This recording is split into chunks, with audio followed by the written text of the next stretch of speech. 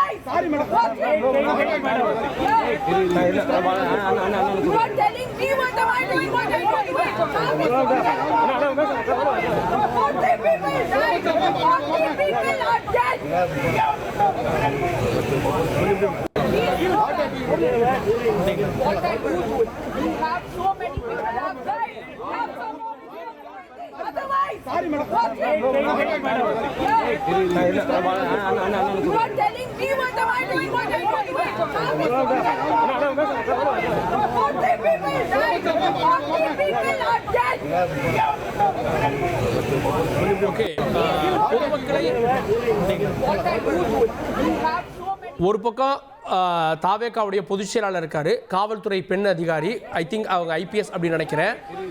கூட்டத்தை உள்ள அனுமதிப்பது தொடர்பாக ஒரு இன்ஸ்ட்ரக்ஷன் இங்கே இருக்கக்கூடிய, அதாவது திரு ஆனந்த் உள்ளிட்டவங்க தரப்புலேருந்து கொடுக்கப்பட்டதையும் அந்த பெண் அதிகாரி அது எங்களுடைய கடமை, நாங்கள் என்னன்னு பார்த்துக்குவோம், 40 பேர் உயிரிழந்திருக்காங்க, 40 people are die அப்படின்ற அந்த வார்த்தையை அவர் பயன்படுத்துகிறாரு.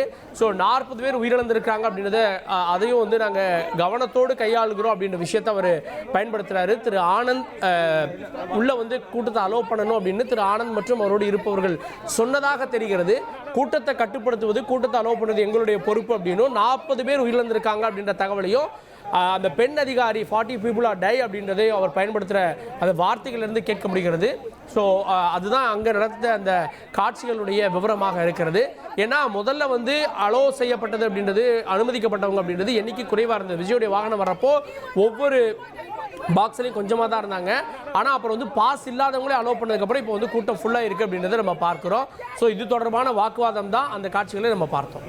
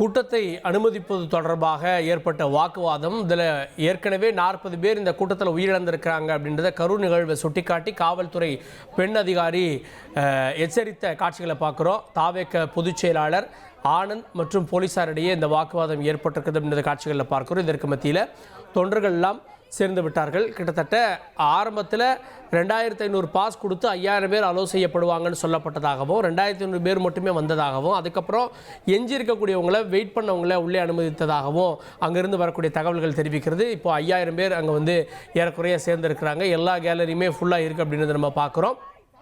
இன்னும் சில நிமிடங்களில் விஜய் தன்னுடைய பிரச்சாரத்தை தொடங்குவார் அப்படின்னு எதிர்பார்க்கப்படுகிறது. தாவேகா புதுவையில் என்ன நிலைப்பாடு எடுத்திருக்கிறது. ஏன்னா தாவேக்காவை பொறுத்த வரைக்கும் தமிழகத்தில் அவங்களுடைய ஸ்பீச் தெரியும்.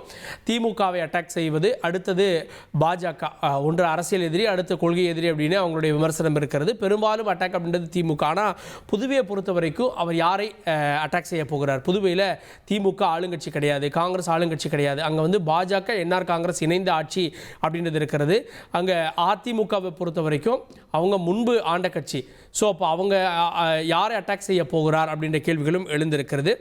லைகா புரொடக்ஷன் சுபாஸ்கரன் தயாரிப்பில் அறிமுக இயக்குனர் AR ஜீவா இயக்கத்தில் அனுபமா பரமேஸ்வரன் நடிப்பில் லாக்டவுன் டிசம்பர் 12 முதல் திரையரங்குகளில்.